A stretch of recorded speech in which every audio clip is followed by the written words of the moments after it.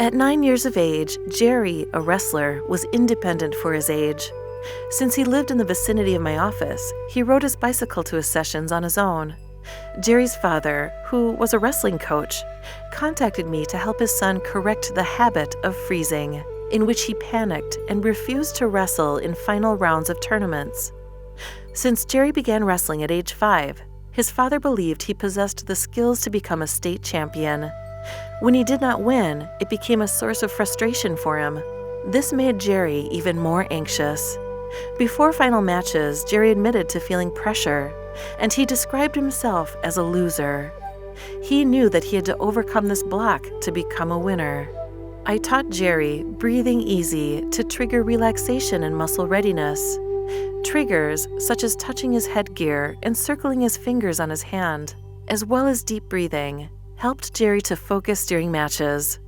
In addition, I showed him how to use the Thymus tap, a technique in which Jerry was instructed to make a fist and to tap himself 3 times on the lower sternum, near the thymus gland, to release endorphins and renew energy.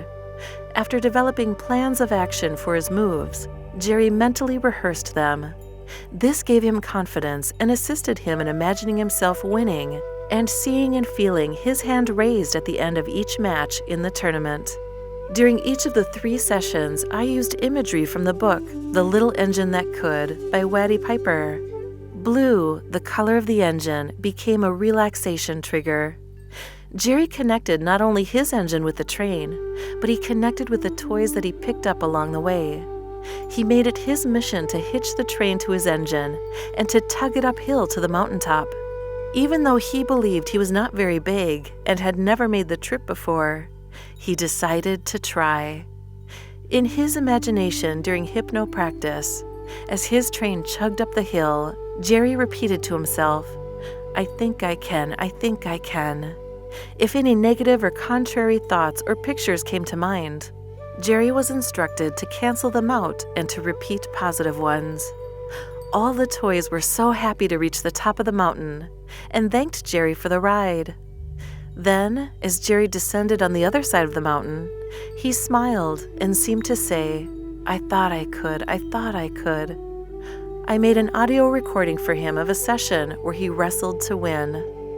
How Jerry showed resiliency was amazing. He and his father were at the state championship, and Jerry began to freeze as usual. His dad panicked and called me on the phone. I spoke to Jerry for a brief period to help him focus on his goal of winning. His father reported that directly after our conversation, his son bounced back immediately and became an engine for change. He tapped himself on his chest, walked out onto the mat with an air of confidence, and won the tournament as champ.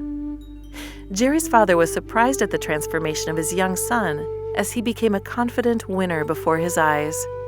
He later asked me what I said to Jerry to change his mindset. I said that I reminded him of his goal of winning and talked about how he was like the little blue engine that could.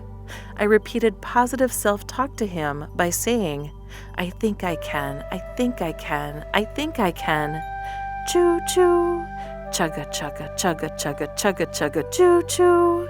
Through our efforts, Jerry became conditioned mindfully at age 9 and continued to use these mindful toughness skill sets throughout high school to become a 3-time state wrestling champion.